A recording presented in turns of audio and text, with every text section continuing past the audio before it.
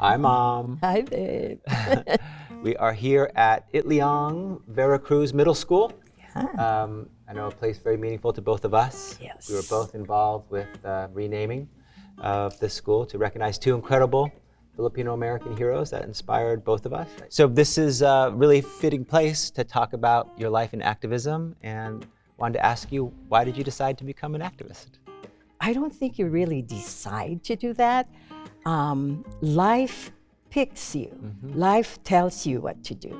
I was in this country in 1965. There was so much resistance and protests and voicing very loudly people's complaints. There was racism at that time. There was war in Vietnam that we were resisting. There was a strike by the farm workers. So, I mean, how can you not be part of that? Larry Itliong and Philip Veracruz are people that you have had the honor of meeting. Tell us about those meetings with these two great Filipino-American leaders. I would always observe Larry. You know, he was always sought after. You know, people were talking to him in Ilocano. And of course, I don't know Ilocano. I only know Tagalog. So, you know, I would just kind of eavesdrop, you know, have them talk. And, you know, Larry and Dolores Huerta knew each other. And he knew that Dolores was working with Cesar.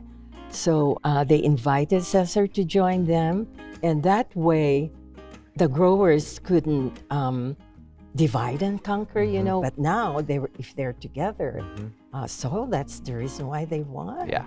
Solidarity. So I really link up that word solidarity with Larry Itliong. If it were not for him, you know, believing in solidarity, I'm afraid we would have failed. Yeah, but look, it became a worldwide movement. You know, with Philip, we would always meet in the campuses, like UC Berkeley, and there's always like a group of young people that want to hear him, you know? And one other thing that I remember he taught me, everybody's voice is important. Yeah.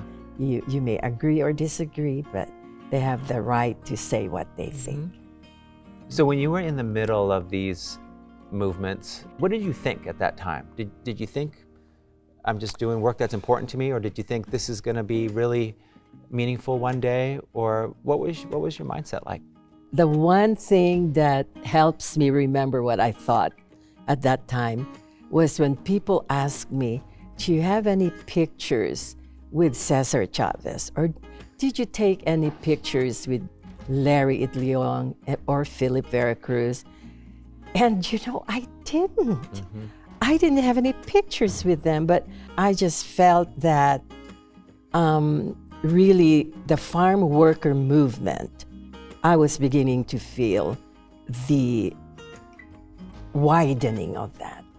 I was feeling that was something important, that someday it'll be written up in textbooks and we would be studying it and we will be talking about it. Having gone through the farm worker movement, it has become, I think in retrospect, what you thought it could be, that it was growing, that it could be something that would be in the history books. It's in the history books. When you sort of look and take stock of where we are today, what do you think about the current state of activism and what more needs to be done?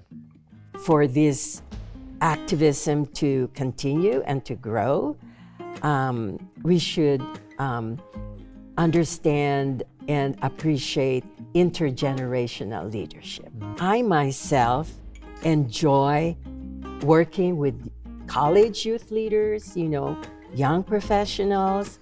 They learn from me and I learn from them. And together, as we learn together, we are able to imagine the future and what would be best to transform the present society. One other thing is, there's so many kinds of lawyers, but we need more people's lawyers. You know, actually, as we saw you grow, we really could see where you were going. So when you became Attorney General, your family wasn't really surprised. But I remember something that you said, that the reason why you're doing what you're doing was that when you saw your mom in these demonstrations and demanding this and that, no one, not everybody listened to us. And so you said, well, when I grow up, I'm going to be that representative that's going to listen to people like my mom and the community when they want their problems to be heard. Thanks, babe. Thanks, Mom. Thank you.